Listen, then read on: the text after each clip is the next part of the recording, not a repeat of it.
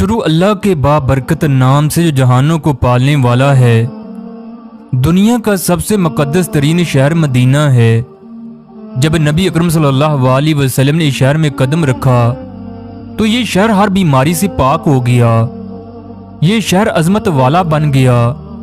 لاکھوں لوگوں کی اس شہر کو دیکھنے کی تمنا ہے، مگر وہی لوگ اس شہر کو دیکھ سکتے ہیں جنہیں بلاوا آتا ہے۔ مدینے میں ایک یہودی رہتا تھا۔ وہ یہودی اسلام سے انتہائی نفرت کرتا۔ اس کے ہمسائے میں ایک مسلمان فیملی آ کر رہنے لگی۔ ان کے پاس ذاتی مکان نہیں تھا، اس لیے کرائے کے مکان میں رہائش رکھتے تھے، مگر کرائے کا مکان بھی کسی نہ کسی وجہ سے اکثر بدلنا پڑتا۔ خدا کی وسیع و عریض زمین میں آج یہاں تو کل وہاں۔ ایک دفعہ ایک جگہ کرائے کا مکان لیا تو ساتھ کا ہمسایہ ایک یہودی تھا۔ وہ اسلام دشمن تھا۔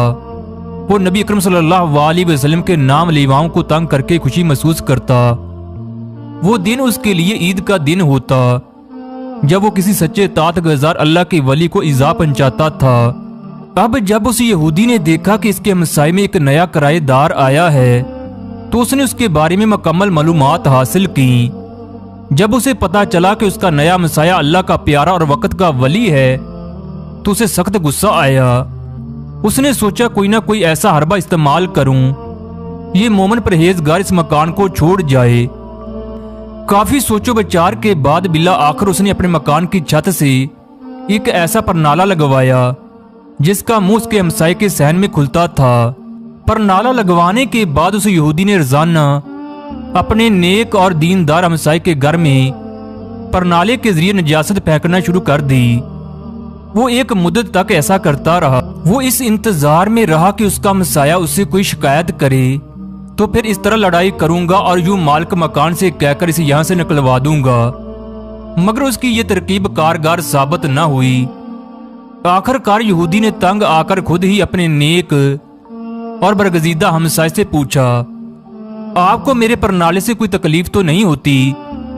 یہ سن کر ہمسایہ مسکرایا اور بولا، تکلیف تو ہوتی ہے، مگر میں نے ایک ٹوکری اور جھاڑو کا بندوبست کیا ہے۔ جو نجاست آپ کے پرنالے سے میرے گھر میں گرتی ہے میں وہ روزانہ صاف کر دیتا ہوں۔ یہودی نے پھر پوچھا، آپ اتنی تکلیف کیوں کرتے ہیں؟ کیا آپ کو غصہ نہیں آتا؟